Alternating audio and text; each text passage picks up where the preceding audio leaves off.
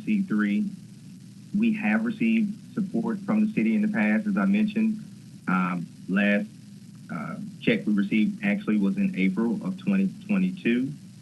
And we're located inside of the Universal Life building on the corner of Danny Thomas and Dr. Martin Luther King. And I always say if hopes and dreams had an address, it would be right here in our building. The mission of our organization is to improve the economic well-being of Memphis by developing successful entrepreneurs through education, advocacy, and business development. Our target service area, as we see it, are the 40,000 Black businesses that are here in the Memphis area, as well as the 26,000 white and other owned companies. We also are keen in our approach in reaching out to our 600 plus membership base, as well as stakeholders and partners that we've had an opportunity to work with, such as the partners here inside of the Entrepreneur Network Center, partners such as MAMCA, the Tennessee Small Business Association. We enjoy a really good relationship with the Office of Business Diversity and Compliance, with the new director in Marvell Mitchell. Really excited about the direction that he's taken that office, and it's a great time to be a partner here in the ENC. Some of the services that we provide, that we utilize city funding for, you think about the BBA, as I said, we're 48 years old, and we have long provided direct programming assistance to small businesses in the form of counseling, technical assistance, networking, advocacy, and coaching. Some of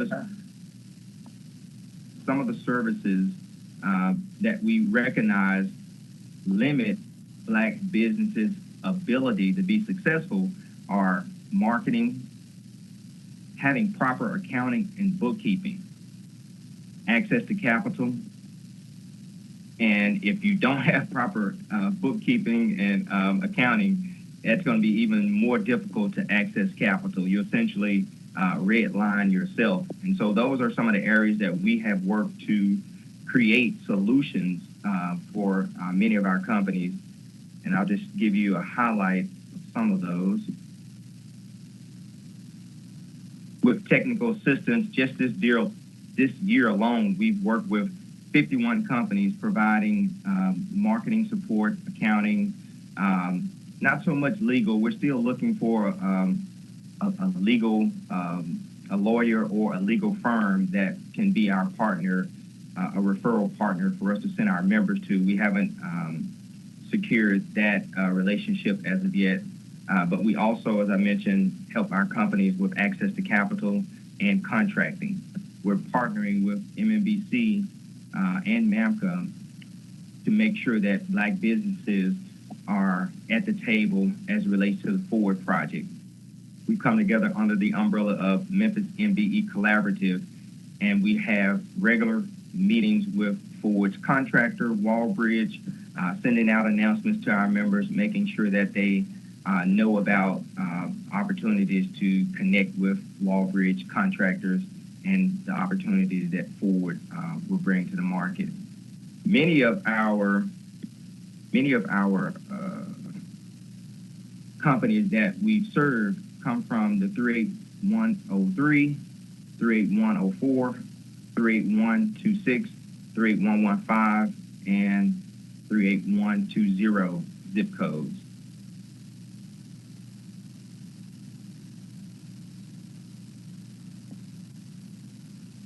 So those are some of the activities that we've traditionally done. As I mentioned, the technical assistance part of it. But we're excited about what's ahead for the BBA. As I mentioned, creating wealth in the Black community is important to us. And so we've put together a new strategic vision called Memphis Restart, where we're focused on talent acquisition entrepreneurship and the development of a diverse talent portal, all which will help companies, especially helping them thrive post-COVID environment. The amount that we are requesting is $300,000. That represents about 39% of our budget.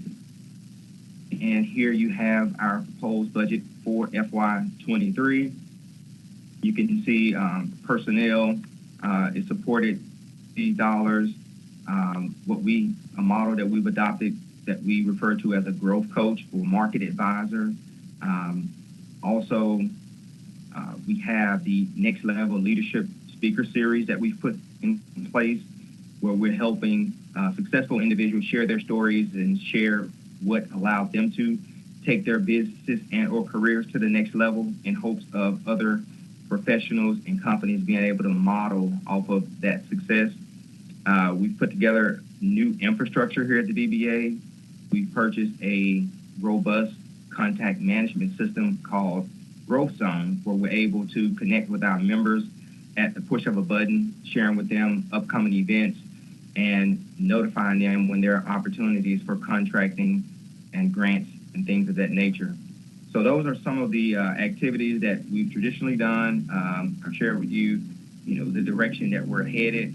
All wouldn't be possible without the support of Mayor Strickland and the City Council.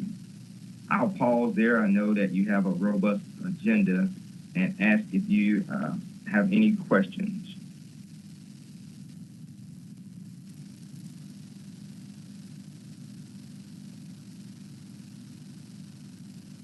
I believe you're on mute, Chairman Johnson. Okay, yeah, thank you. I apologize. Colleagues, if you have any questions for Mr. Strickland, would you raise your hand and put it in the chat box? Councilwoman Johnson. I'm having a little problem with this computer. How you doing, Mr. Strickland? Appreciate your presentation and service which you provide. Thank you. How are you? When you talk about personnel, what's your staff component, the number of people? We've actually doubled. We have a team of 3 now. For a long period of time, the BBA was a one-person shop. At other times, 2 people. But now we have myself, we have a strategic project administrator, as well as an executive office manager. So we're a team of 3. Okay, what is payroll service cost? Those are the payroll taxes that we use a service called Paychecks. And so in addition to the salaries that we receive, there are costs for us to utilize the paycheck service, and those costs equal about $66,000 a year.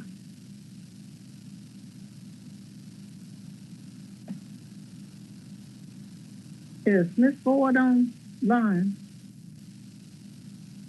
Chief Ford? Yes, ma'am. Is that normal?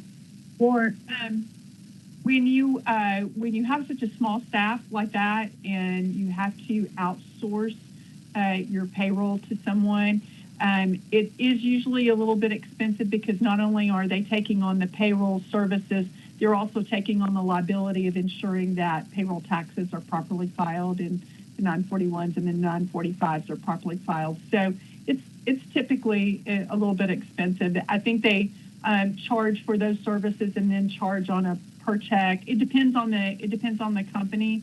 And I'm not sure what Mr. Strickland has, if they have a flat fee rate or if it's on a per use or per pay period. It varies on how often you pay. Like, I don't know how often you pay your employees. If it's a weekly payroll, that's typically more expensive than some of the other forms, of like a biweekly or semi-monthly. okay, thank you, Mr. Strickland. Those are all the questions I have. Appreciate what you do. All right, thank you. Is there anyone else in the queue that would like to be recognized? Okay, if not, I will entertain a motion. I like to move this particular item for the Better Business Bureau. Is that correct? Black Business Association. Black Business. Okay. Second. Johnson. Okay, has been moved by Robinson, seconded by Johnson. All those in favor of approving this item, please signify by saying aye. Aye. Aye. Any opposed? Okay, that item passes. Thank you, Mr. Strickland. Thank you. Colleagues, next we have the Convention Center. And see that Mr. Dennis has joined us. Good morning, or afternoon, Mr. Chairman. Good afternoon. Hello. Hey, Chuck, we can see your left shoulder, but that's about it. Oh, here I am. Hello. We got you. That's Good about all you afternoon, gentlemen. Chuck. Thank you, Mr. Chairman, members of council. Do I share my screen as Mr. Strickland did, or do you share that for me, staff? Yes, you would share your screen, please. Okay. All right, then I share. Oops, that's the wrong share button.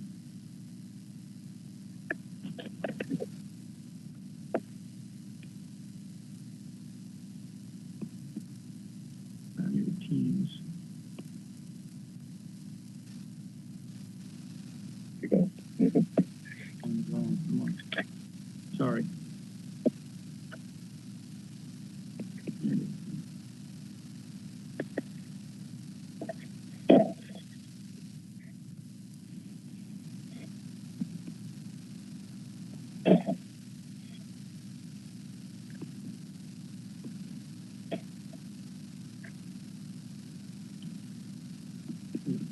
Is that showing up on there? I don't know that it is.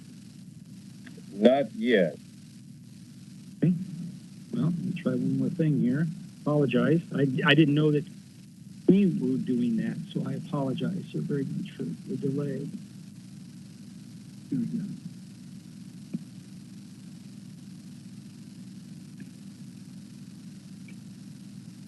Nope. It's not doing it either, Chuck. So, saved it on the screen. Let me go here.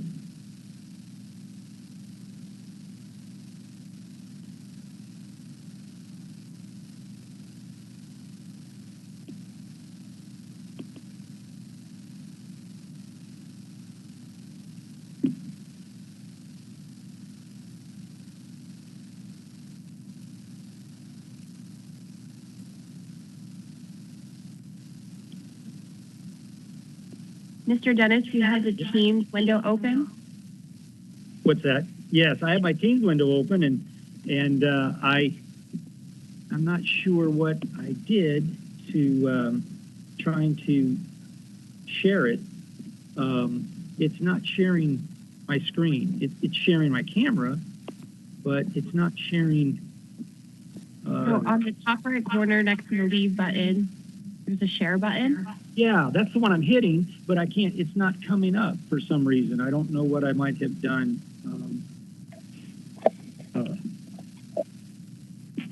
I'll tell you what, Mr. Chairman, if you want to move to the next, I'll figure out our technical issue on this end. If you want to move to the next item on your agenda, Mr. Chair, and we'll fix this on our end. Mr. Chairman, Councilwoman Robinson, can someone on our staff just pull it up for? We have the presentation. Yeah, that's what I thought.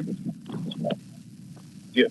Staff, does anyone have capabilities of sharing Mr. Dennis's presentation? Yes, Councilman, we're pulling it up. Yes. Thank you, Ms. Robinson.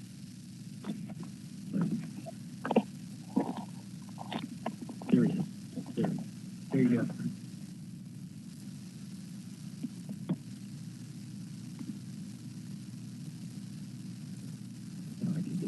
Oh, somebody's got it now. Okay. Okay, now you all should have it. We can see it, yes. Okay, very good. Okay, well, thank you. Sorry for the technical delay, Mr. Chairman, members of council. Chuck Jabor, our Assistant General Manager, and I'm the General Manager of the Convention Center. We thank you for hearing us today. We're standing on the west level, L2 of the newly renovated center. Behind us is the recently positioned George Hunt art exhibit that Memphis and May we partnered with to have George Hunt's art here in the Convention Center. It's been a wonderful addition to the facility, and we thought if you haven't been down to see it, we want you to see that in the background today. As you know, the go to the next slide, the renovated center has hosted thousands of events continually in this facility since 1974. And then the Cannon Center for the Performing Arts opened in 2003. Chuck and I worked with Memphis Management Group, who are an LLC subsidiary company of Memphis Tourism. We have previously received funding, as we have for many years, from the city of Memphis. Last March, we received $2,425,000. Again, my name is Dean Dennis, 255 North Main, and Charles Chuck Jabor. Next slide, please. The program objectives in the Convention Center, I think all on council and on this presentation know the real mission of this facility is to develop a partnership with government as a government-owned facility to really enhance the community, generating new economic impact and enhancing the lives of our local citizens. Our mission is to provide the very best service possible and create a memorable and successful experiences. We're very proud of the fact that we were awarded the Exhibitor News Best Convention Center for on-site support and customer service in North America in 2021. So we're very proud of that. I think we're fulfilling our objectives of representing Memphis well. Our goals, of course, are to continue to book new events. We can go to the next slide. That's really what we're about, is generating and booking new events, establishing new vendor relationships focused on increasing minority vendors. And I know, Chairman Jones, you asked about that last year. We actually, for this coming year, is 25%. We actually increased our last year's minority participation, minority vendors, by 233%. And part of that was with Mr. Strickland going on before us. We had a conversation with him and actually have developed a relationship and call on them quite frequently to help us find new vendors that can help us here at the Convention Center. So again, we were able to really surpass our goal there. Of course, increasing attendance. Church of God in Christ will return this November at the Convention Center with an estimated return of almost $41 million economic impact to the city and to the county, the Shelby County. Managing costs and controlling expenses. We are stewards of public funds, and we spend a lot of effort in controlling costs and making sure that we're operating this in the most efficient manner possible. The funding that you provide is for operating expenditures only. Next slide, if you would, please. So we asked for the same amount as last year, in part as we come out of the pandemic, we come out of the renovation. There are a lot of things that were not quite completed as we come out of that. While business is coming back very strongly, and we've been very pleased with coming out of the pandemic, the response that we've had, the attendance at our events has been better, and we have booked more events. We still have a lot of other systems type things to do as it relates to this. Part of that is utilities. We are not really quite sure yet on our utilities, and they've actually been up the last couple of months. Cleaning is really an important issue, and I know one of the council women asked the other day about our window cleaning, and we are working on the systems to do that, and it's added a lot of cost to us. We have 360,000 square feet of carpet that we're maintaining, and so that is part of our systems. And as we work through those, we do anticipate that our funding requests will go down in the future as we move towards more systems and procedures and standard operating procedures. We also have really made an emphasis on public safety, including camera and recognition software to increase our facility coverage. And that cost alone has grown by almost, Chuck? Yeah, a couple $100,000. But we do feel safer here. We are, working closer with MPD and right now with Shelby County Schools as graduations begin to happen in the facility. Back to the top, just quickly, that this covers 34% of our operating budget. The rest of the budget, of course, is covered through the events and the other revenue that we generate here, other income such as naming rights and other commercial rights that we sell in the facility. Next slide. The other 66%, as I just said, is earned through facility rentals, electrical service, parking services, etc. We're projecting 255 event days. An event day is both move-in and during the event itself, and about 315,000 attendees anticipated in both facilities for this coming year beginning July 1. Next slide. This is the, if you can see that on your screen, okay, this is the actual budget request showing the revenues that are being generated, operating revenue from rentals, what we call ancillary revenue, which is food and beverage commissions, AV commissions, parking, other revenues associated with that. And then, of course, non-event revenue is naming rights, commercial rights that we generate. And other parking as well, like our rental to the Sheraton Hotel for their valet, right? Showing a total revenue of 4.6, indirect expenses.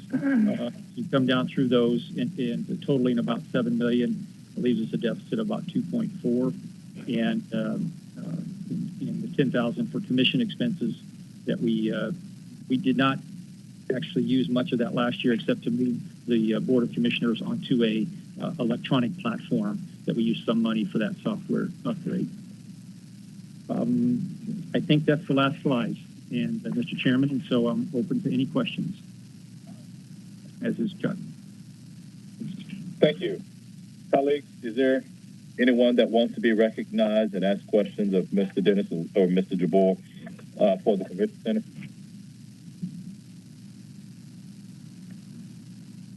Okay, I have a couple. I know these have, been some interesting times. We had the Convention Center closed for renovation, and then that during the course of COVID as well. This is more so a curiosity question. I'm looking at the number of event days at the Convention Center projected for the next year. How does this 255 compare to pre-COVID numbers? I'll let Chuck. Mr. Chairman, we have been up to 400 before, and we're trending that direction. We have every confidence we'll get back to that number. Okay. Yeah, I was just curious about that number. See the number just out there. We don't know whether it's higher or lower, but it's helpful. Yeah, business. We've had 2 dark days, this Monday and Tuesday, the only dark days we've had since the 1st of May and what will be the middle of June. So we've been really busy, and I think again, we budgets are budgets, and we kind of try to guess at it. It's a little bit of art as it is science, but we have been extremely busy, and the business, I think, going into 23, business looks still strong, provided COVID stays away. Okay, good. Colleagues, I can't see the chat box. Well, I don't have it up yet. Doesn't look like anybody's in there. So if there's no one that has any questions for the Convention Center, I will entertain a motion.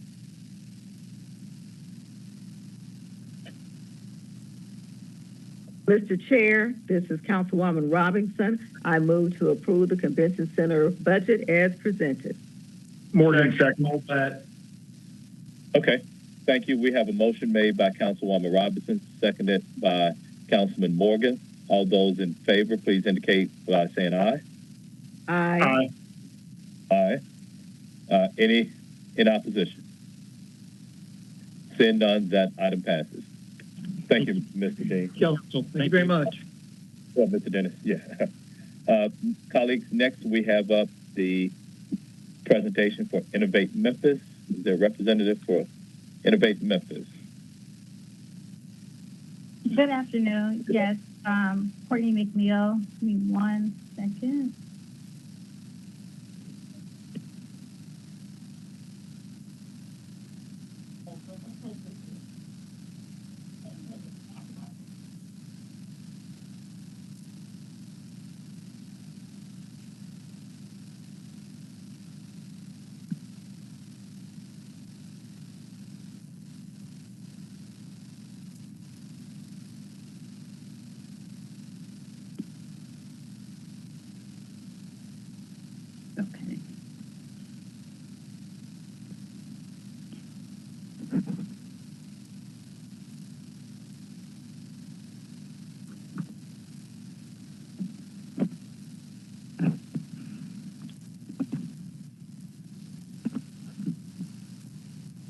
Okay, Ms. McNeil, we can see your slide deck, so you can continue, or you can begin.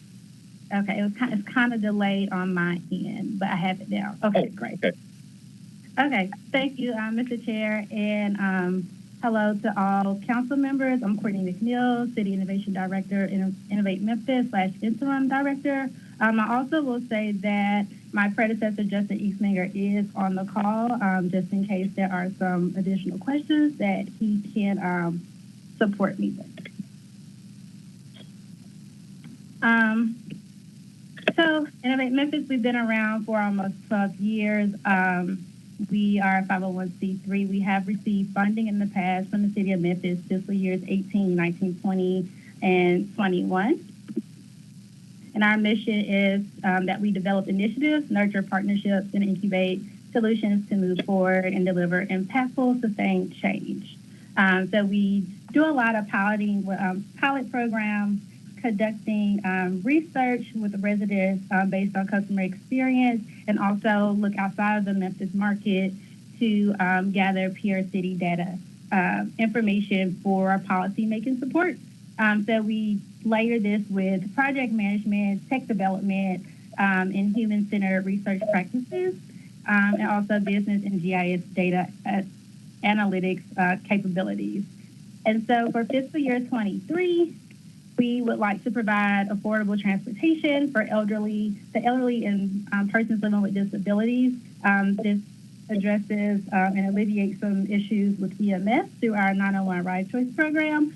Also, reduce blight, legacy, and illegal dumping to improve neighborhood conditions. And that would be through our illegal dumping efforts, and support the sustainability of BAM, Blight Authority of Memphis, and help improve the city's strategic use of land to improve neighborhoods. So our goals, we launched 901 Ride Choice in 2019. So it has grown over the years and has gained momentum. And so now it is in a phase to where we want to move the program to a sustained model, and with MATA, all while ensuring the new level of rides taken are maintained and growing. The Blight Authority of Memphis, we will continue to support them. We've been working with Blight for BAM for like the past 8 months, and we will continue to support them with the communication package and toolkit of neighborhood level property improvements for properties with fewer market opportunities. And then also with addressing illegal dumping, we will develop strategies and interventions for reducing illegal dumping outside the cart waste and theft of city solid waste services. This will enable us to explore technology-based solutions, and also including machine learning, and we plan to target specific neighborhoods to pilot. So our list of services: program management and evaluation for 901 Ride Choice and transportation partner support and recruitment. Continue to deliver a subsidized rides to wellness model, which is under the 901 Ride Choice program. Technology development as it relates to the housing screener for improvements. Also the 901 Ride Choice website, which also includes rides to wellness, and code enforcement in illegal dumping. Again, exploring technology-based solutions, which include tapping into QR reading. Also test community projects for BAM, quantitative and qualitative data, marketing and outreach through partnerships, as well as leveraging partnerships with other innovation teams. So we are requesting the amount of $300,000, which will cover 21% of our annual budget. And budget listed here. So not much has really shifted since last year with funding in terms of the personnel. Those figures are essentially kind of the same, but there might be a few differences in the budget in regards to our annual with ride subsidies for 901 Ride Choice. We did have additional support through LISC. However, that program, they do not plan to extend. So there will be lost funding there. Also, we are adding in the illegal dumping and BAM support. Well, illegal dumping, that would be new. So we will need that funding to be covered at 100% to help with the tech development and design. Trying to see. So the grant, it covers a portion of the staff capacity to lead to the project, and then require other needs. And so I'll just stop there. If you have any other questions at this time, I am open to taking them. Thank you.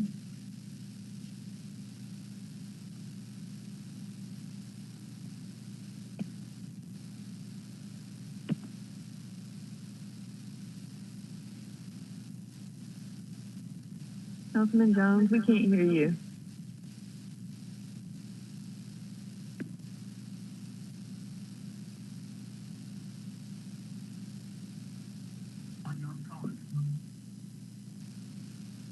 Can you hear me now? You can hear me now? Yes, we can hear you. Okay, great.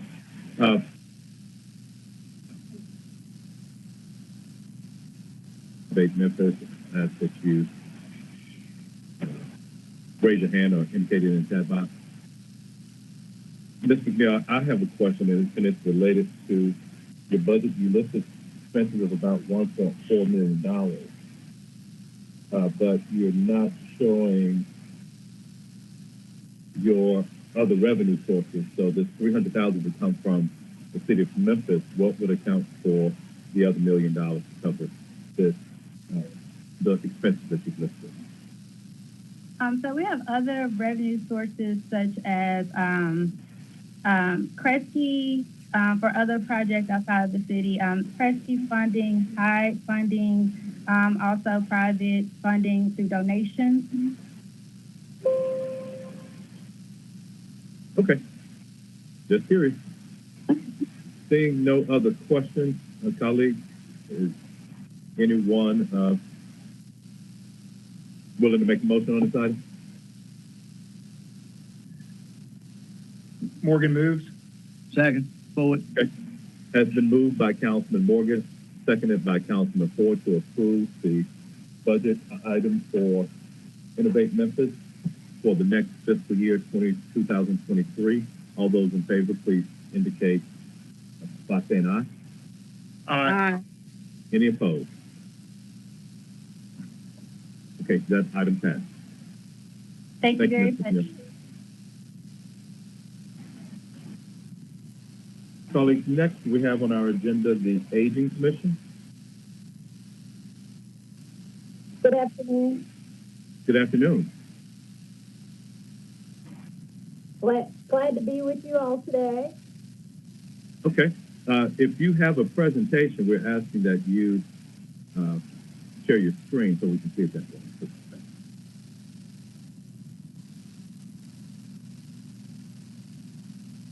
Okay. Are you able to see, sir? We can, yes. Thank you. Yeah. Delighted to be with you all this afternoon. Thanks for inviting me. I was looking forward to seeing you all in person and making the path across the street, but just glad to see everyone.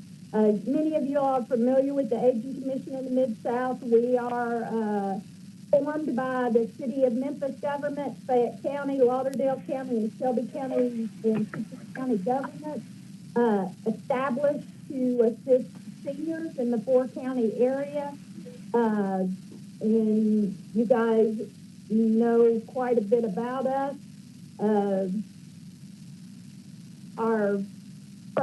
This is our program objectives that we're looking at here, but you all know us. Our mission is giving information and assistance to seniors and people with disabilities and helping them maximize opportunities to remain independent and stay in their community. We use the funding you all give us for match each year. Last year we served nearly 7,000 Memphians providing them 474,000 units of service. And when I say units of service, I mean things like meals, in-home services such as personal assistance and homemaker. Additionally, we have 6 people who are answering the phone all the time, offering seniors information on services that might be available to them in their community. The contribution that you all provide is contributing about 33 cents to each one of those services provided each year to Memphis. Our funding, and we'll get back here to our budget, but the contribution we ask you all for is about 1.4% of our budget, and our overall budget rolling into next year will be somewhere near $10 million. You see the services there we provide: adult daycare, meals, homemaker, personal emergency response, senior centers, and so just a vast variety of services to seniors here in this area.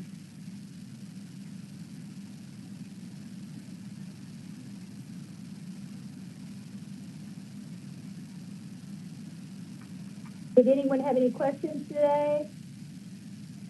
I was just about to ask if that's the conclusion of your presentation. Colleagues, is there anyone who would like to ask questions of the Aging Commission of the Mid-South? Okay. Seeing none, I will entertain one. Johnson moves it. Second, Robinson. Okay, thank you. Colleagues, the motion has been made to approve the Aging Commission of the Mid-South budget request for 2023. Motion was made by Councilwoman Johnson, seconded by Councilwoman Robinson. All those in favor, please indicate such by saying aye. Aye. Aye. Aye. Okay. Any opposed? That item passes. Thank you for your presentation. For your continued support, and we really appreciate it.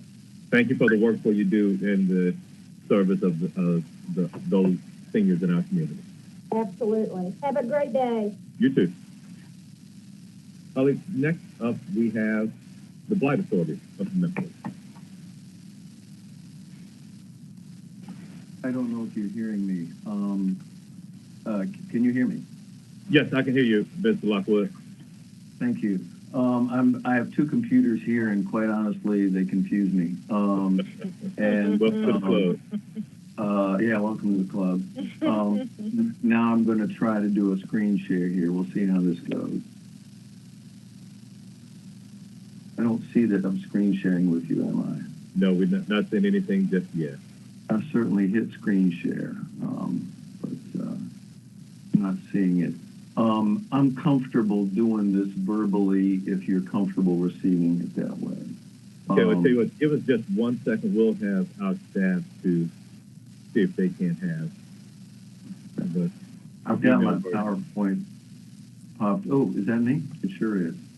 Okay, good. So I know a lot of you. I'm the interim executive director, as you can see, of BAM.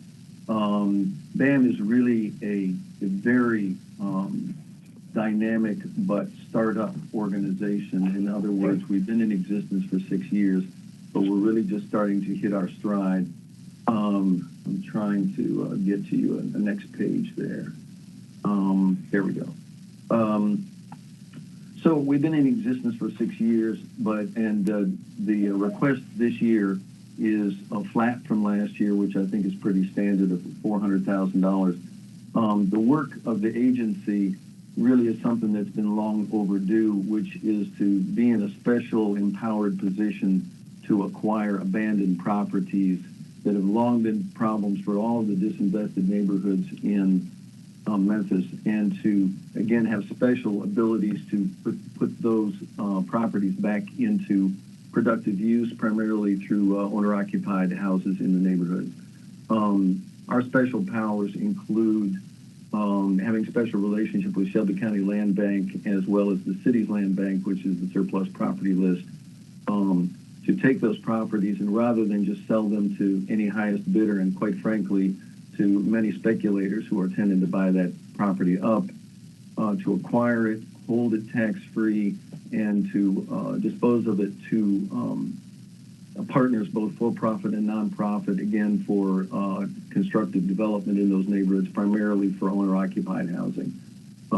We're currently on a plan to acquire 20 properties a month.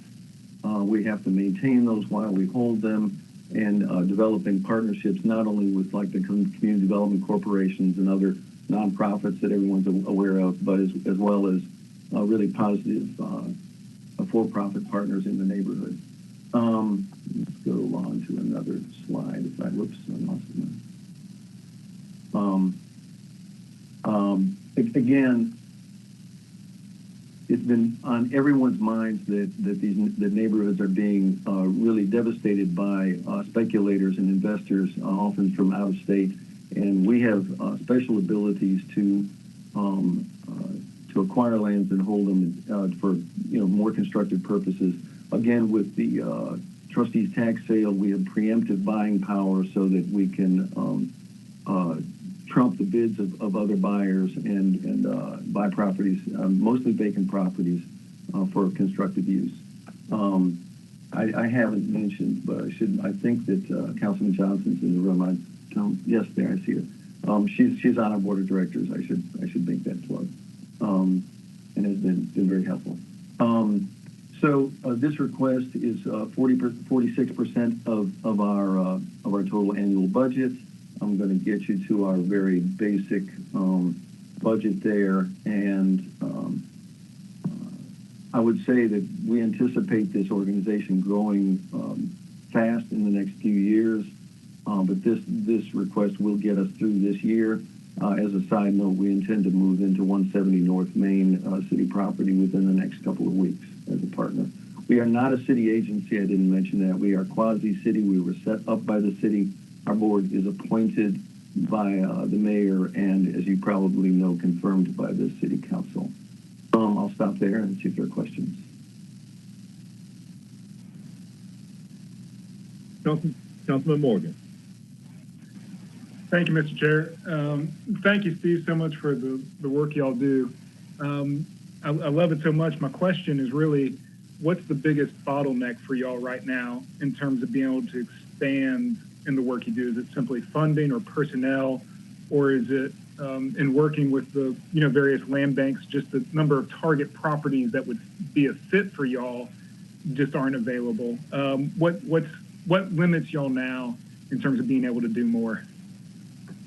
Well, it's probably all of the above, but in my brief tenure here, we've been working out protocols which we're really just getting down. So I should say we've made remarkable progress in securing clear title on these tax sale properties, which has been an obstacle for an awful long time. We are going to have to expand staff-wise. We have a total of 3 staff at this juncture. There are actually quite a few properties available. We're concentrating on various neighborhoods right now, looking at the land maps with what the Shelby County Land Bank and the city surplus property list has. And there's a lot of good opportunities there. We anticipate, and quite frankly, my vision here is to acquire and control as much land as possible in order to positively affect the trajectory of these various neighborhoods that we all care so much about. We've been very surprised at the strength of the new market, even in neighborhoods that traditionally have felt very weak. I really haven't answered your question. In terms of the obstacles, it's a combination of funding and staff. We do need more funding, quite frankly. 400 is pretty minimal, but I think it can get us through the year. We intend to improve our relationship. That means funding relationship with Shelby County, and we will come back next year with an expanded request, I'm sure, from the city. Okay. You also mentioned that you're on kind of target to acquire about 20 properties a month, if that's correct. How long do they stay on y'all's books, those properties, and typically speaking? Well, we don't have a track record yet on that. Okay. We're buying as many as we can, sort of on spec. When not spec, but on order for partners. We sold 3 properties to a firm that we like a lot. It's doing an owner-occupied building last week. They asked us to buy them 9 properties from the Shelby County Land Bank this morning, and we're looking into purchasing them and flipping them directly to those guys. Flipping's probably not a very good term, but immediately reselling. But we're also going to be expanding inventory and having, our budget calls for us to have 100 in stock, ones that we don't, we're looking a lot in Hyde Park. I think I'd like to pick up 60 or 70 properties there. Our partners there can't use all of those right away, so we'll have to hold some of them. You know, already the city and county are paying for the maintenance of those lots, so it's not like it's increasing our costs. We will have to maintain them, but that's already being paid for, I mean, by somebody. So we're going to have some in stock. As much as possible, we'll acquire them and dispose of them constructively as quickly as we can. Okay, I absolutely love this and everything y'all do. So yeah, my last plea would be just if, aside from the money and the resources that we can provide, if there's anything we can do, you know, whether it's the city government or the county government in terms of policies and procedures to make a lot of the bureaucracy and the red tape and the transfer of information on this easier for y'all, you know, please let us know. I think we're happy to be of help and service. And sometimes it's not always about the resources. Sometimes we just need to get through the bureaucracy.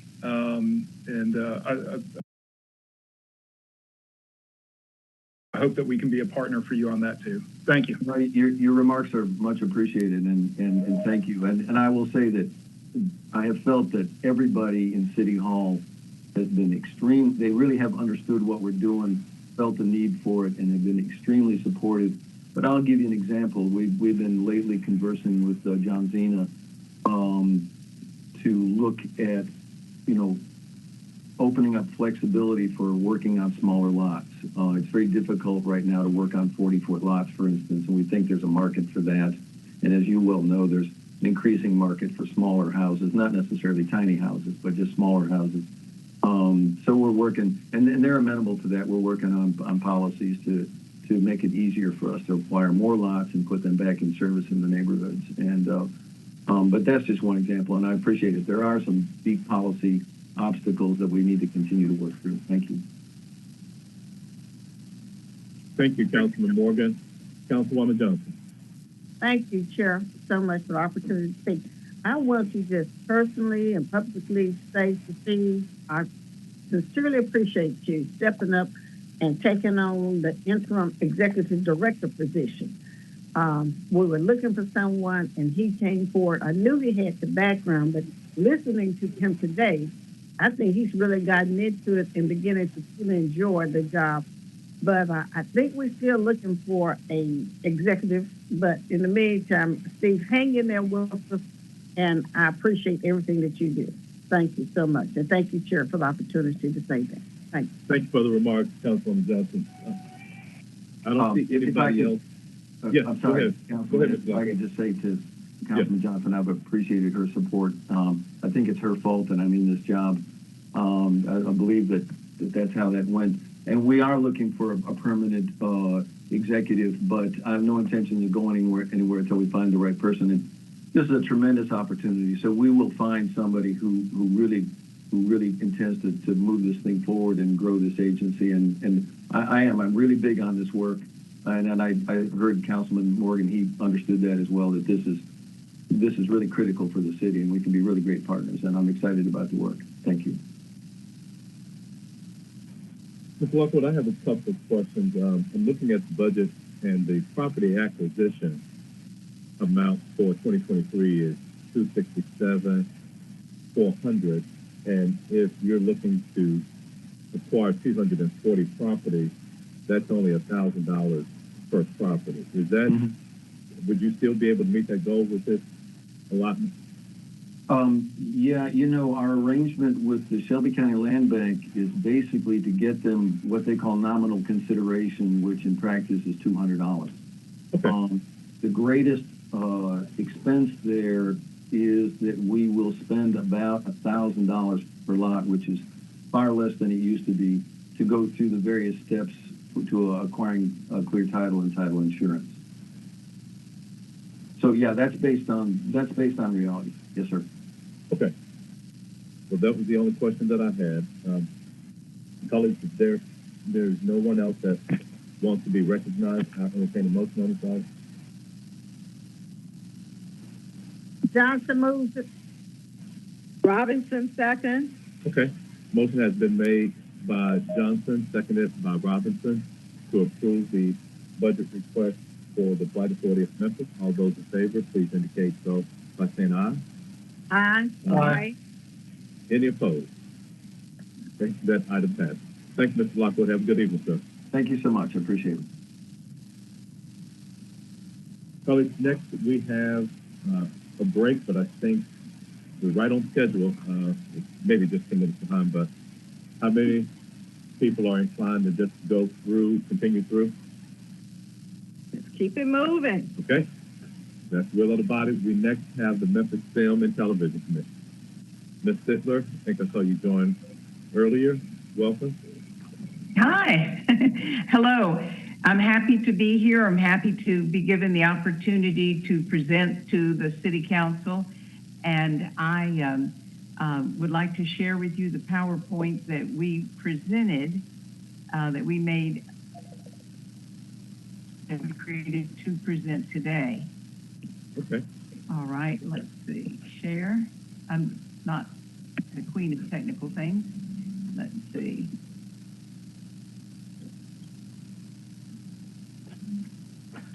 It's not. Let's see if this is going to share. There we go. I think it is. Now I'll pull this up. Looks like you're getting there. Okay. Thank you. There we go. We're not at the start. Let me go back to the start. Yes, and Gail Jones-Carson is our chairman, and she is, of course, busy with MLG and W, but she will be able to watch the presentation. We had a very good year coming out of COVID.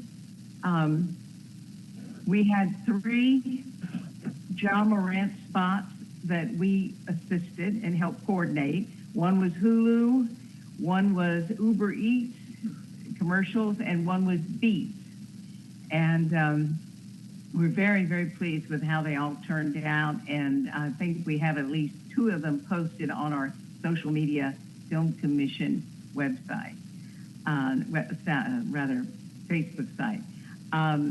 Then we also have HBO, the Morgan Freeman project that shot several days. I'm talking about the big budget projects first.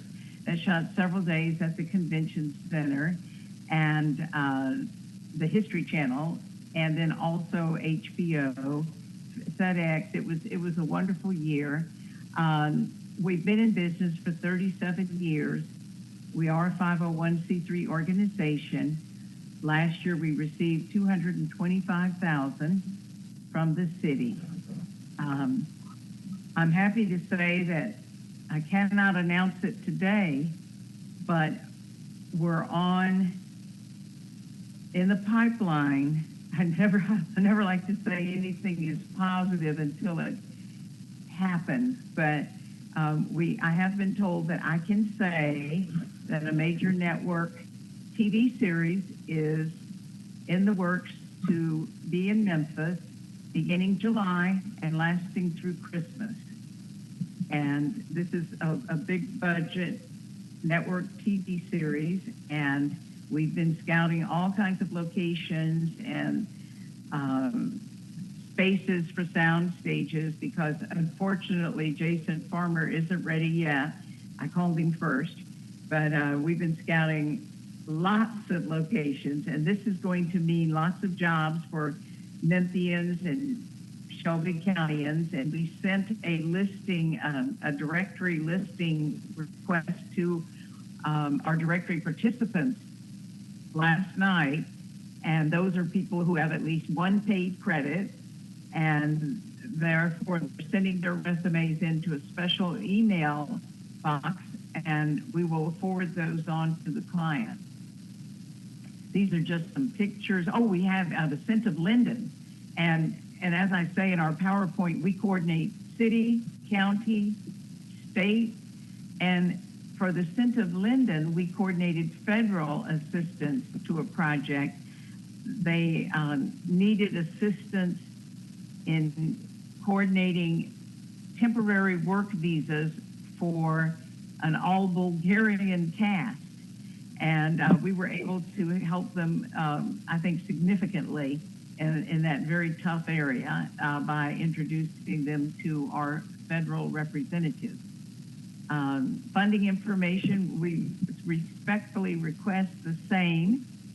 And as we spent a whole lot of money since we gave you all the mid-year funding report, the more time that goes by, the more money we spend because the more we're coming out of COVID. And of course, the country has learned ways to deal with COVID, and we anticipate it not becoming such a big problem again. However, our industry has very strict rules to deal with it if it does. And we have these figures for our annual budget. You see a big amount is dedicated to marketing, recruitment, and PR, and our directory, and which is how we advertise people who are legal residents of Shelby County for jobs. And then we also have had 4 workshops, and that's one for introduction to sewing for film and TV wardrobe sets, one for painting and construction, and one for auditioning. We had the chance to have someone in who's associated with Tyler Perry's studio. We usually don't offer acting workshops because other people offer those, but we made an exception for that with Princeton James Productions. And we're very excited about the quality of our workshops, and they're very professional, very intense. Entry is competitive, and they take up 2 full days. And we have another one we're planning. The painting and construction was so popular, and so many people wanted to get in it, like the sewing workshop, that we're planning on doing both again, and also a makeup and hair for film TV. And we've moved up the schedule because of this projected big project coming to Memphis, because even though the people are beginners that may be taking the course, there's also more advanced people that take these workshops. They can be hired, if not for the whole 4 months, they can be hired on very lucrative day jobs. So we're really trying to get everybody prepared. And as I think some of you know, we spent a month, 4 weeks off and on in Nashville, trying to get the state to give us $1 million for apprenticeships on these programs, on these projects, so that we wouldn't just be depending on our $20,000 apprenticeship per year. And unfortunately, we were denied, but I've been told to start again in June, and that we're top of the list for next January. That would make a significant difference, much bigger than our workshops. Our workshops are a stopgap until we can get the $1 million. Do y'all have any questions? I can tell you individually what the project is, but I can't tell you on a public forum.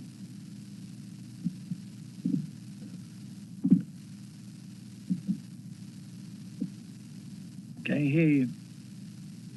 You can't hear me? I can I'm fine. Yeah, okay. Thank you, Councilman Ford. I don't see anybody in the queue, but Ms. Sill, I have a question. Well, before you do, Ms.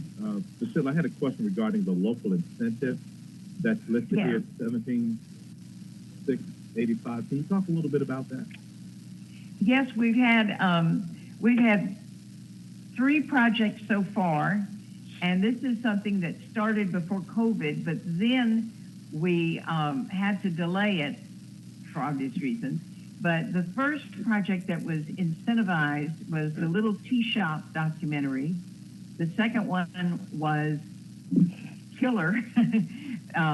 And the third one was Killer Instinct by Henry Reed. And these are projects where we received a limited amount of money a couple years ago to incentivize, but it's a good program, to incentivize Memphis legal residents. This is totally a city incentive. Memphis legal residents who hire 70% of their crew within the city limits, shoot locations 70% within the city limits, and use vendors 70% within the city limits. And we will reimburse up to 30% of the first, I think the highest incentive you can get is, most you can get back is $15,000. And the ones that we've rewarded so far were smaller budgeted, and I think they would receive maybe $6,000, an average of $6,000. And Henry Reed's project is much bigger budgeted and will receive, I think he's going to receive the maximum. Okay. Does the budgeted amount, does that cover what the demand is for these incentives?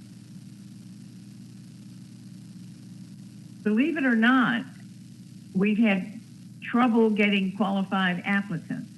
Okay. We first had it at $30,000 minimum spend in the city to qualify. We're trying to stop gap, encourage our people, and the state's minimum spend is $200,000. But there was nothing to address those smaller budgeted. So we didn't have any qualified applicants. Okay. So we reduced the minimum in city spend to $20,000. And we have had much more success with that. Okay. Well, I don't see anybody else that would like to be recognized on this item, so I think you were going to make a motion, Councilman Ford. Yes, I'd like to move it, sir. Okay. Is there a second?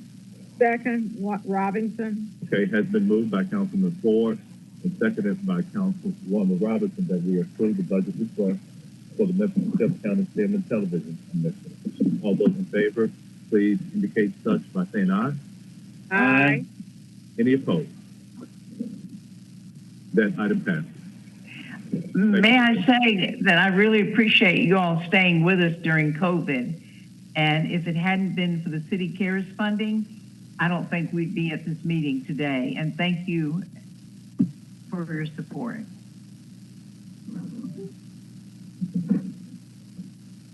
The Memphis River Park Partnership. I think I just saw Ms. Coletta join in. Ms. Coletta, if you share your screen and you can begin your presentation. Yes. Are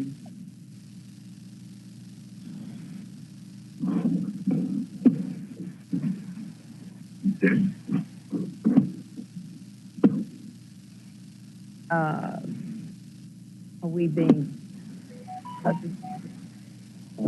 have we got the permissions to do that? Yes, you do on the top right of the screen. Click on the share button. The funny thing is it's not there. Is it on yours? No. For some reason it's not coming up. Can you give... Our staff will share it. Okay, great. Thanks. And I'll just move through it really quickly.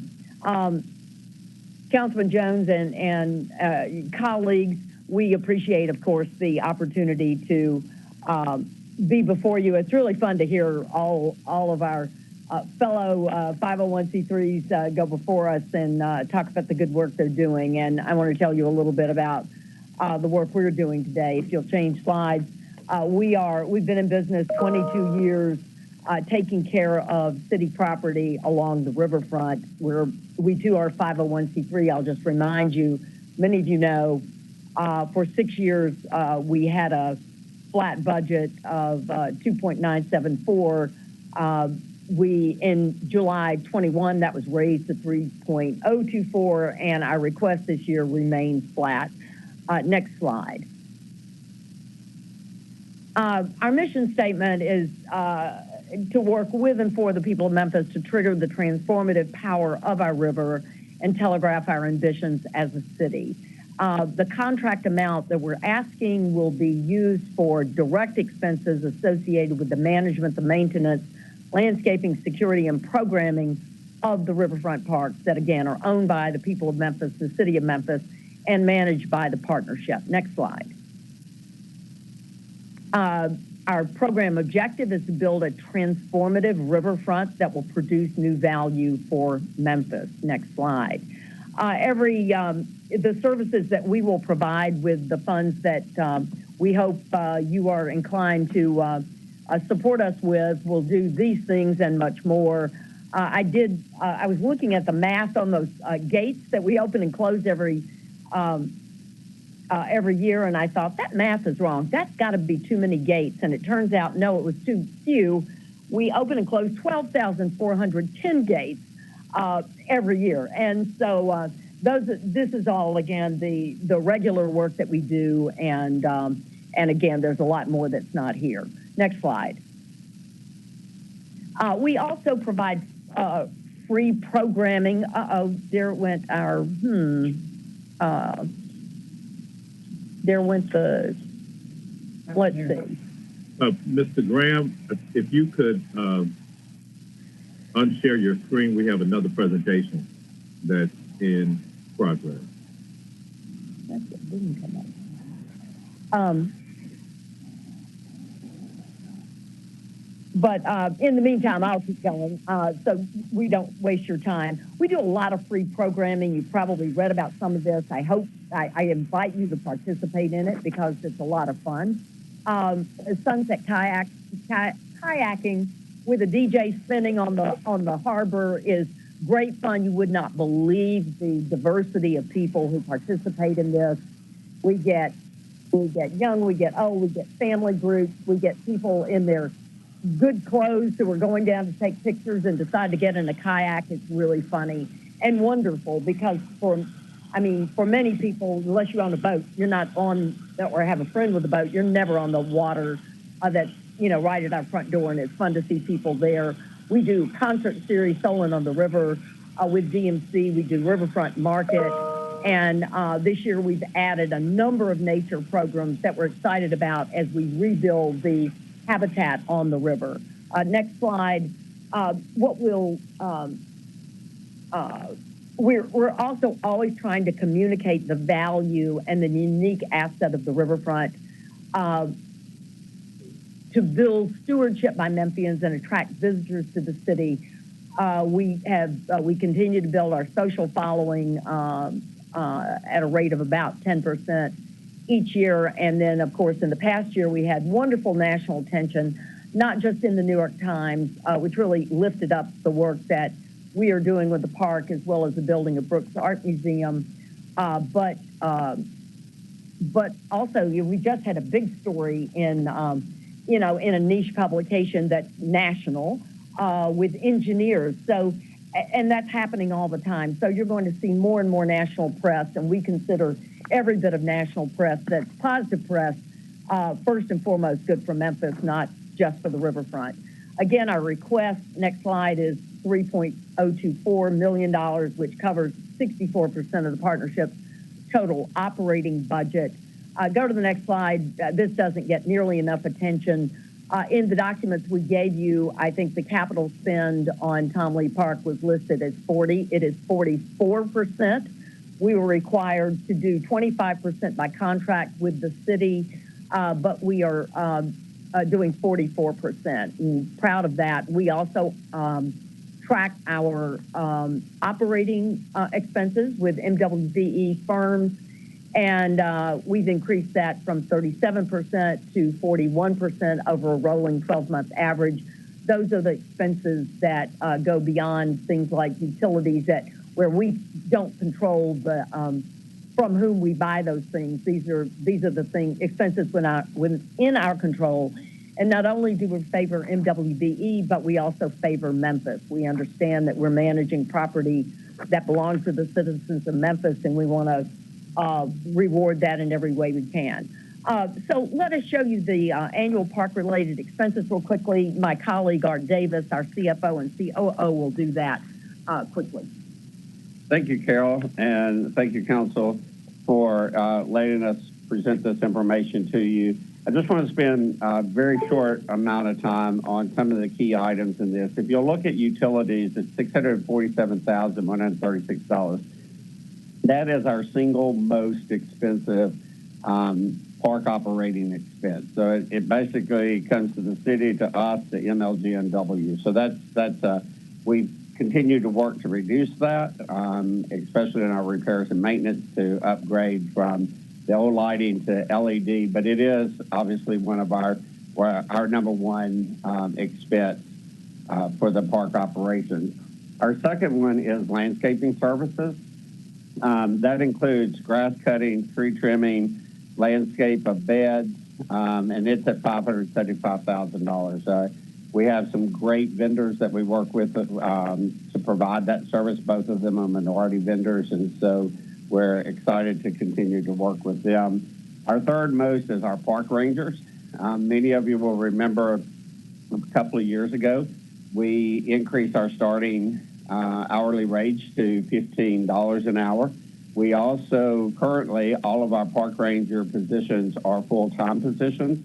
And as a benefit of full-time, they receive not only health insurance at a minimal amount of participation, but also a 401k plan that after a year receives a minimum of 3% contribution of their salary into the plan, whether they choose to defer any income or not.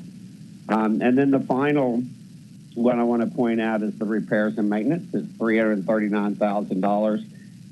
Many of you know that we have some very old assets. Mud Island is one of them that has, 40 years of deferred maintenance. And we appreciate the council and the administration providing funds for some maintenance and repairs to accelerate Memphis. And we'll be using that to provide repairs and maintenance to different things that benefit everyone who is visiting the island and participating in all the opportunities that are there. Yeah, and I just want to add that, Councilman, we heard you and others in our capital budget hearing about Mud Island. We know that Accelerate Memphis and the repairs that we're going to do there, that's just the beginning. And so you think it's time for a vision for Mud Island. We think it's time for a vision for Mud Island. We think the timing, in fact, is perfect. And we look forward to being able to embark on that work. It would be, over and above what we have requested in our operating expense. But we do believe that the moment is here to look at Mud Island. Of course, we addressed it in the 2017 Riverfront concept, but at a very high level. Now we want to take it down to a much more specific level.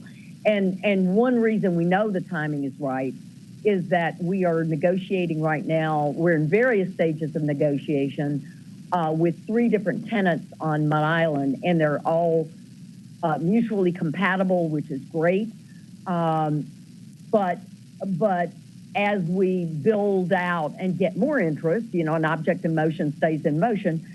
One of the challenges we will have is balancing certain of the day parts, the parking, the entrance, who gets access when.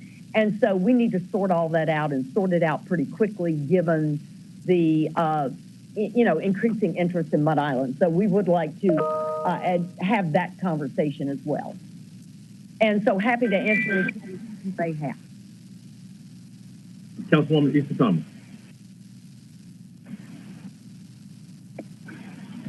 Thank you, Chair. And thank you, Carol and Art, for your presentations. Carol, that was a great segue into what my comment was going to be. So with that, can you all hear me well? I feel like there's feedback. Yes, I can hear you on this end. Okay, just making sure. So with that being said, council members and everyone listening, as Mud Island not just being one of the largest parks in my district, but also the city's park, we need to ensure that it's cohesive in what's going on. I know we've talked about Mud Island over the past few years as council members, but a lot of those discussions hasn't really led to anything that would be innovative or transformational. A lot of those discussions were about, just fixing up what we see, thinking about nostalgia, and how we can bring Mud Island back to those glory days, but it probably will be a new glory day. So I'm proposing that we add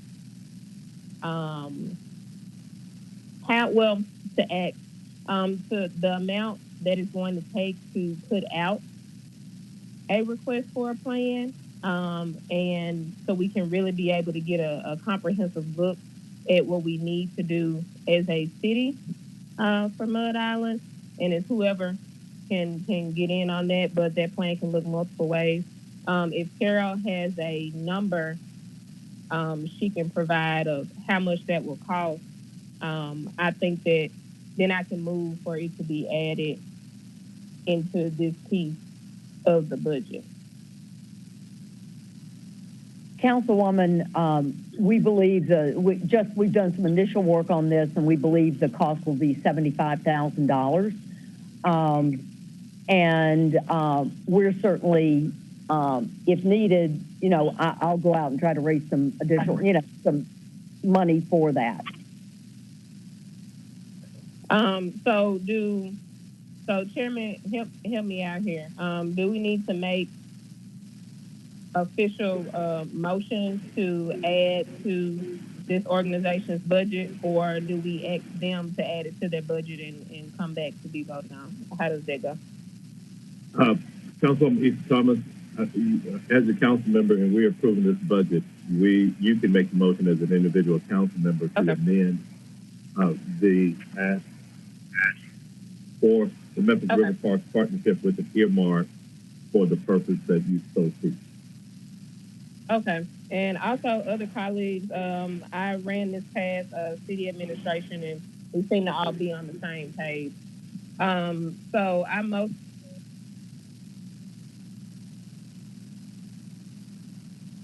Ms. Thomas, you went out for a second. Oh, am I back in? You are, yes. Can you hear me? Okay. Yes. I will go out when I'm asking for some money. I move that we amend. I move that we amend the budget of MRPP to add an additional $75,000 for the specific purpose of creating a comprehensive, cohesive plan for Mud Island. Okay, so that would take us to $3,099,000. So the motion has been made to amend the budget request of the Memphis River Park Partnership to $3,099,000. That motion was made by Councilwoman Easton Thomas and seconded by Councilwoman Robinson. Is there any discussion on this item?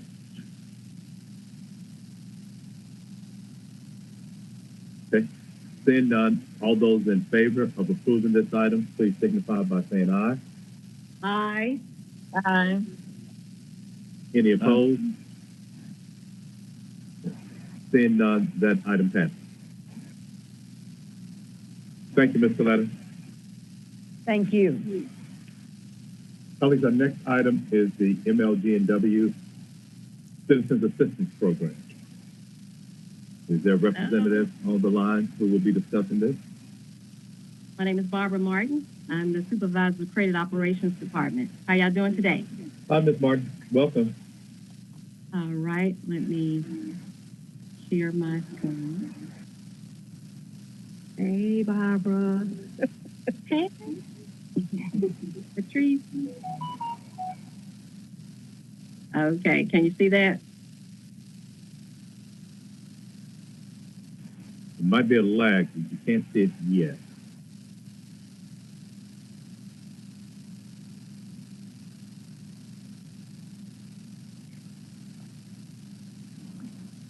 Staff, can you all load the MLG&W presentation, please? Yes, Councilman.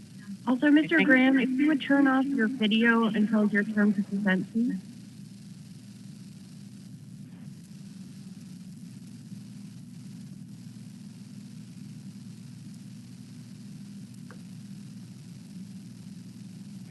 You can proceed, Ms. Martin. All right. I am going to make the presentation for the City of Memphis Utility Assistance Fund. And, you know, we, MLGW allocates the money for the city. And we can move to the next slide. This program originated in December of 2008. The partners are the City of Memphis, MLGW, Department of Human Services, and the Neighborhood Christian Center. To date, we have served 1,273 customers. Since the inception of the program in 2008, we have assisted 32,509 customers. I have my contact information there, and I also included Maria Armstrong. Maria will be taking my place. I'll be retiring at the end of this month. So you'll be contacting Maria, and her email address is marmstrong@mlgw.org. Next slide, please. Our mission statement is to improve the quality of life for all Memphis and Shelby County customers through the efficient and safe delivery of electricity, natural gas, and water. Our objective is to provide temporary financial assistance to eligible participants who are at risk and have their utility services disconnected. The primary goal is to provide the City of Memphis with a low-cost, efficient, appropriate time screen and identify eligible participants for the city's utility assistance program. Next slide, please.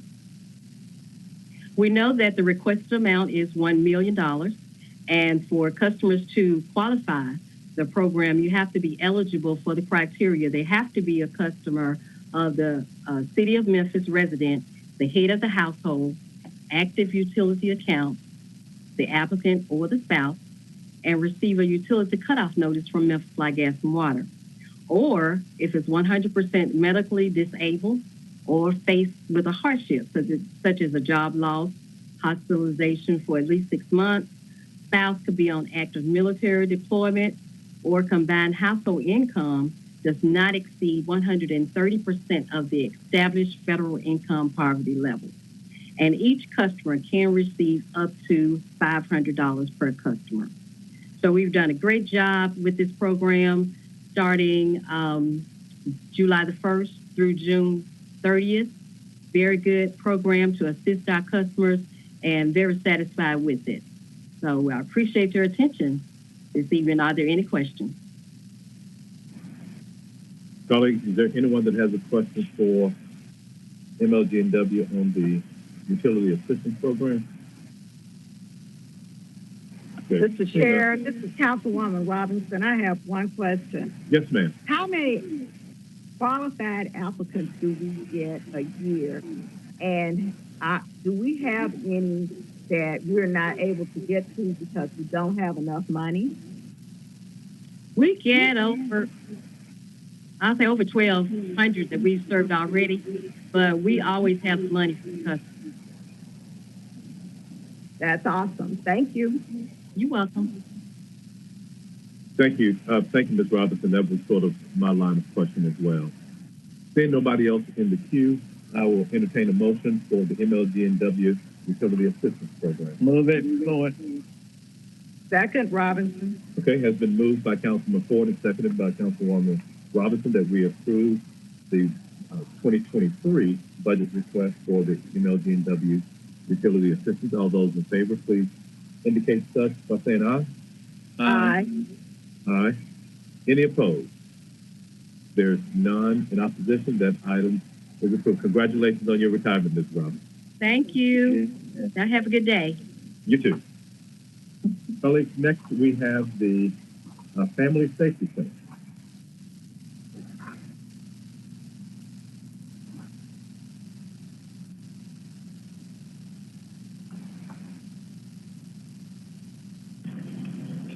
Good afternoon. I'm a town builder.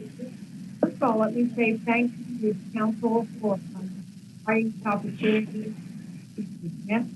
I will be step through our slide kind of briefly here. Right. The organization, sure. Ms. Hilliard, we have a bad connection with you. Can you hear me now? Yes. Yes, ma'am, right. we can. I need the person who's controlling the slides. We're ready for the next one. Okay. As some of you probably know, that we've been in business since 2012. What you might not know is that we are one of the first two organizations to open in Tennessee after the mandate from President Herbert Walker Bush. Today we are, today we're one of 13 agencies like ours throughout the state of Tennessee. We have previously been funded by the city of Memphis, $350,000 last year, $10,000 from the city council. We received payment in March from the city of Memphis and in April from the city council. So that's a little bit of our plan. Next slide, please. Our mission really is to kind of build a community where victims of domestic violence can survive, heal, and thrive. And I will just say that domestic violence is an ongoing and major problem here in our city. It is tied to the pervasive problem of violent crimes in Memphis. Family Safety Center's clients are reporting, particularly since COVID, more violence in their lives. We work with the sheriff and the Memphis Police Department, and they've also, the Memphis Police Department in particular, has reported relative to domestic violence, more aggravated assault.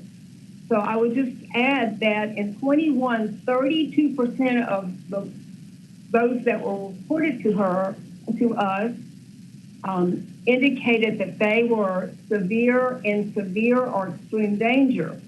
Well, in 22, that number was 43% reported in severe extreme danger. And for 22 year to date, 20% of the high danger clients say that their abusers use weapons against them or threaten to kill them.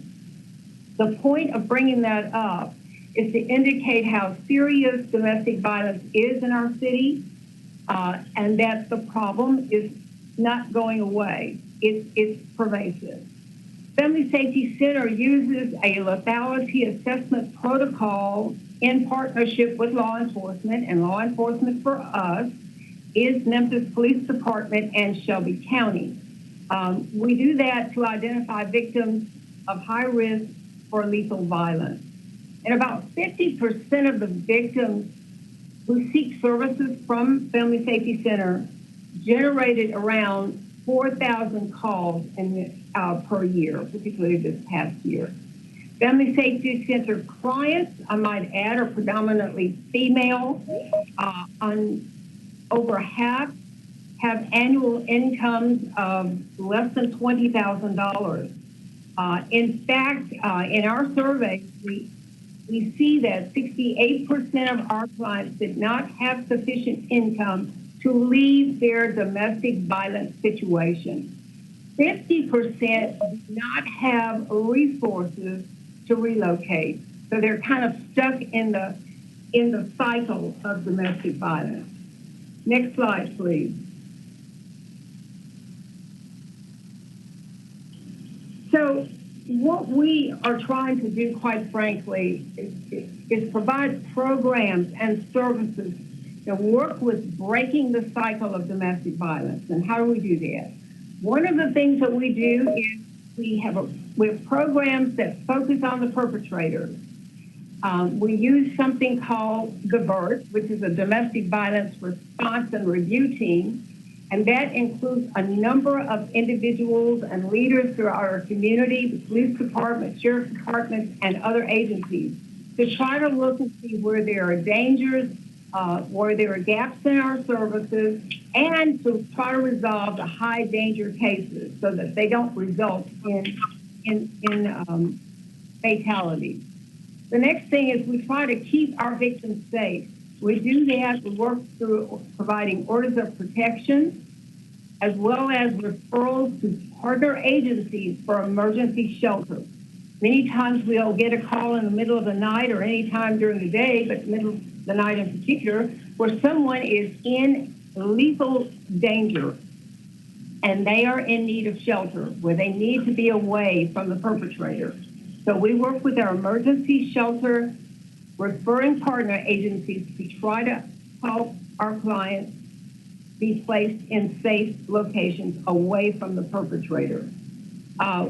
Once immediate danger is addressed, we make referrals to those for those clients for counseling. Because what we have found is that when the clients work through their issues, clients/victims, many times they need to be kind of put back together through some counseling services.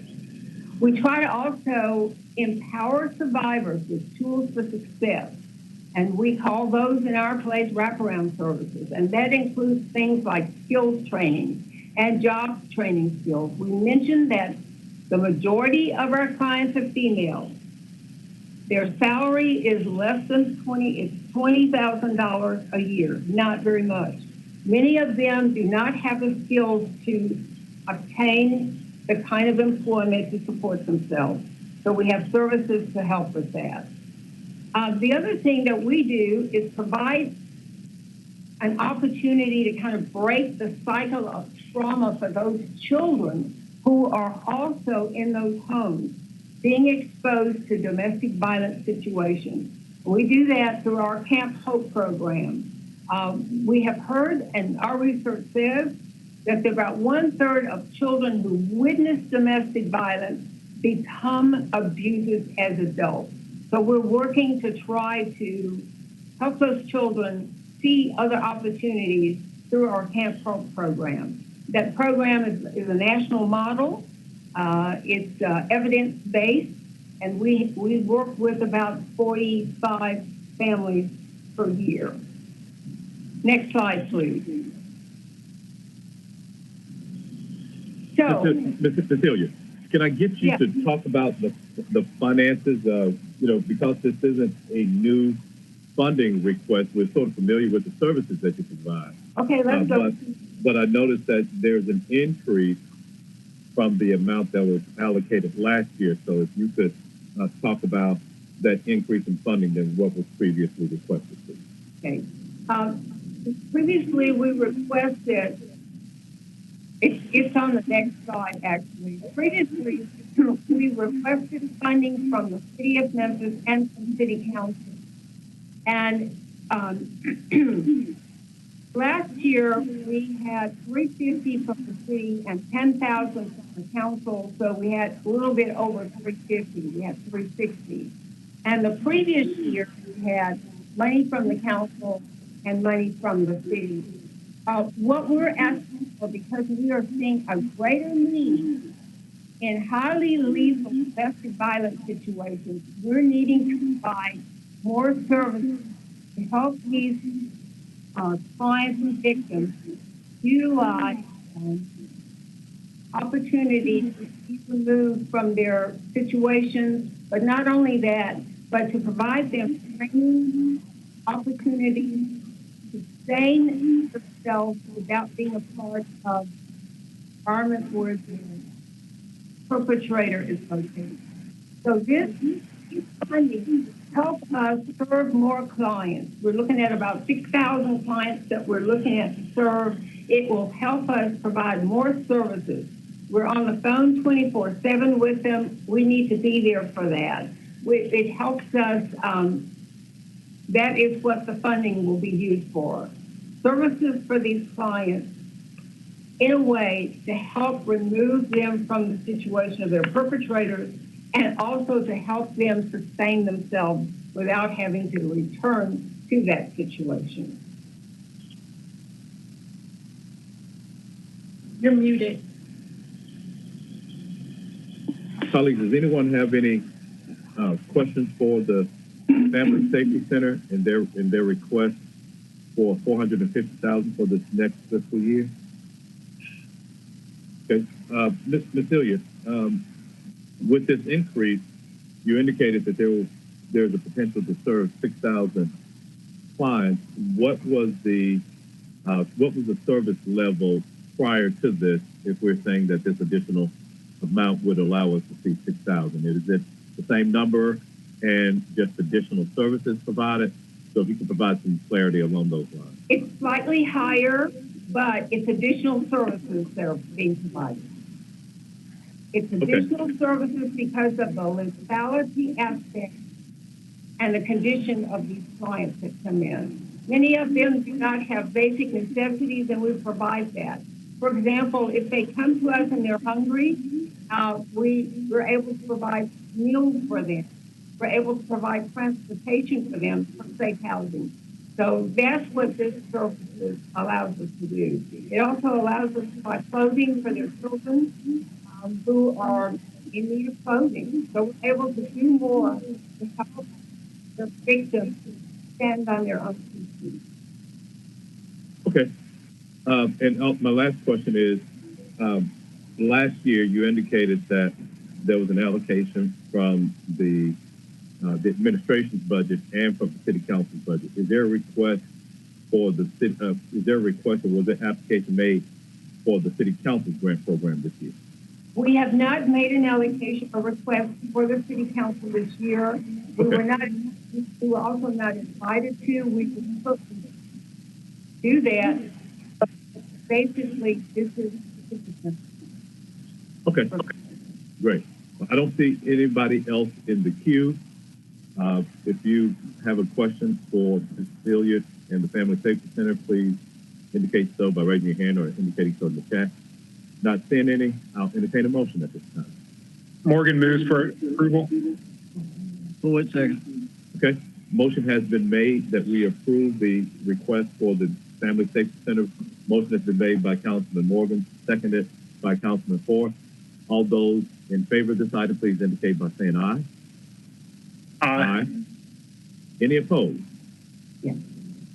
Seeing none, Ms. Hilliard, thank you for the work that you do. This item has been approved.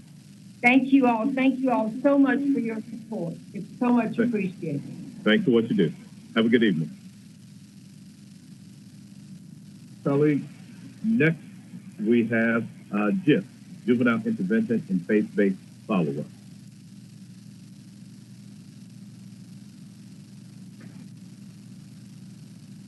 Hello, Councilman Jones. Richard Graham here. Can you hear me? Yes, I can, Mr. Graham. Good afternoon. Good afternoon to you. If you can share your screen and begin your, you can share your screen, you can begin your conversation. I mean, your presentation. There you are. Did you get it? Yes, we can see it. Oh, I can't now. Okay. You do have the presentation? Yes, we do. Okay, great. Thank you. Pleasure to be with you today. Thank you for inviting us. I'm Richard Graham, former executive director of JIF. Actually, in January, I stepped aside in a transition role, and I wanted to introduce our new executive director, Megan Waltney. And we also have a program director, Ron Frazier, with us. So here's Megan, and we're going to split the presentation. And there's Ron Frazier. Ron has been with us for 7 years, and he was promoted to director of all programming in January this year. Next slide, please. Are you? Mr. Graham, you're controlling it. Okay. This is exciting. Here we go. There we go. Okay. JIF has been in business for 52 years. We actually started out as Youth of Christ in 2003. The charter was changed to JIF. We are a 501c3 as of April 1971. Our 990 forms are available through the Community Foundation of Greater Memphis. We have previously received funding from the City of Memphis in fiscal 22, $125,000 in September of 2021, another $125,000 in March of 2022, And we also received CARES Act funding in December of 2021 to the tune of $200,000. Our executive director's contact information is listed there and identified. Next slide. Our mission statement is to break the destructive cycle of juvenile crime through Christ-centered intervention. Our problem statement is reduction of juvenile crime and reduction of youth caught up in the school to prison pipeline. We also feel that part of our problem statement is reducing the amount of trauma that the youth that we serve are going through on a daily basis. Our goal for this coming fiscal year is to serve 125 male youth ages 10 to 18 in our JIF case mentoring program. And that's male youth that have been through juvenile court on an average of 3 times, some more than that. The services we will provide by your funding is intensive case mentoring, transportation after school to JIF, then home after programming, nightly dinner here at JIF. The program period is 16 weeks, and during that period of time, we focus on the head, the heart, health, hobbies, hireability, and home. A lot is talked about relational health as well as academic subjects and hireability, getting them ready for the future and trying to show them a different normal style of life. Next slide. Megan's going to take it from here. How is everyone this evening? Good evening. I was just going to go over the funding information as we talk about what we plan to do in the future with said funding. We're requesting $250,000, and that would account for 19.5% of our budget. And as we move over to the next slide, you will see how we have that allocated for the future. You can see the total amount requested in that bottom column. We plan to use the majority of that funding, 30.3%, $190,000 for programming, because that's where we do the core of our work or the majority of the work done. We want to use some of that as well for operating expenses, and that would be for utilities and maintenance of the building, because we take care of 35,000 square feet here at JIF. And then we also want to use it for program support, and that would include transportation, culinary, because we feed the young people who are here in the building at night, every night when they come in for programming, and then also during the summer in those months, and then data management. So we track everything that we do in a live database, so we would use that in that area as well. And lastly, we want to use that funding for ministry events. You can see that the case managers have the opportunity to spend one-on-one time with all of the young people who come through this organization. So they have funding to help them do that, and then also for any programming enhancements, and then events as far as graduation. We're proud to say that we have our first in-person graduation planned for August 25th in 2 years because of the pandemic. So that is what we plan to use that funding for. Does anyone have any questions? And we also have our director of programming who handles all of programming here with us as well. And does anyone have any questions? I don't see anyone in the queue, but the question that I have is that the previous year's funding was for $125,000. This year's request is for $250,000. Can you talk about the increased number of whether it's participant programming that that accounts for the doubling in the funding request? Yeah, Councilman Jones, Richard Graham, the funding last year was actually $250,000. It just came in 2 separate payments, spread 6 months apart. Yeah, okay. And one note is in 2017, 18, and 19, JIF averaged serving 350 youth that came to us through juvenile court. During the pandemic 2 years of 20 and 21, that number averaged 200. We're trying to eventually take our service up to serving 700 youth throughout the city. Okay. Colleagues, are there any other questions? I'd like to move it. Okay, is there a second? Morgan, seconds. Okay, motion has been made by Councilman Ford, seconded by Councilman Morgan to approve the budget request for GIF. All those in favor, please indicate such by saying aye. Aye. Aye. Aye. Aye. Any opposed? There are none in opposition. This item has been approved. Thank you, and good night. Good night. Item, colleagues, the last item on our agenda is the Exchange Club.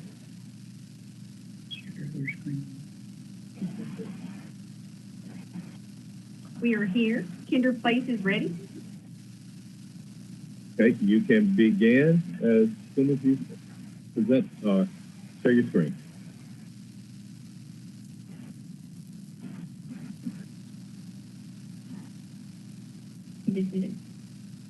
Do you see my presentation? It doesn't look like it's working. Don't see the presentation just yet.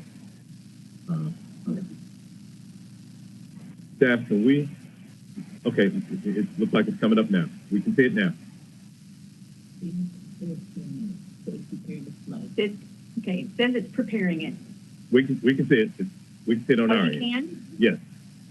Okay, well, it's not showing on my side, so we'll just, I guess, do charades and talk through it. I can't see it, Martavius, either. Oh, you can't? No. Okay. Because we can't either. It says it's preparing. And mine says there is a problem displaying the content. Oh, okay. Okay, let Staff me stop sharing. Okay. Staff, can we load the presentation for Kindred Place / Exchange Club, please? Looks like we're stuck.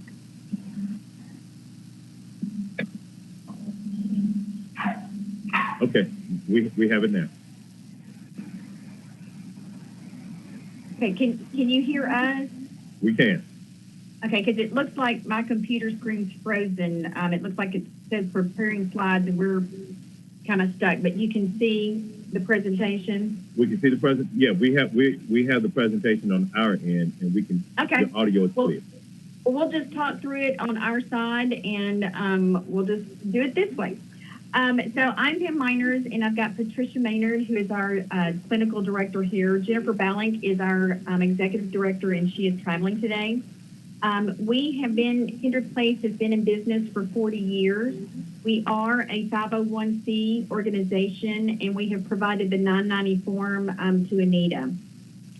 We have previously received the funding from the city of Memphis. It was $110,000, which is what we're requesting this year. We did receive it in 21 and in 22. The contact information, as I mentioned, is Jennifer Balink, and she's our executive director, and it's listed there. Our program objectives, our mission statement is to support healthy family relationships that nurture a peaceful, nonviolent future. Our problem statement is Kindred Place provides family-focused programming, counseling, and classes for parents, children, and families to prevent and mitigate adverse childhood experiences, or ACEs. And our goal is for the City of Memphis funding is going to provide approximately 2,000 individual counseling sessions and classes, which will be a combination of parenting, blended families, and co-parenting. And they'll be offered at a reduced or no cost to low and moderate income families. We do have income-based financial assistance available for families, and we are able to track that and provide that as needed. The services are going to be that are supported by the city funding are going to be our universal parenting place. We're going to have individual counseling as well as group therapy and parenting classes. We're requesting $110,000, and that's the level that we have received previously, and it will cover 7% of our organizational budget.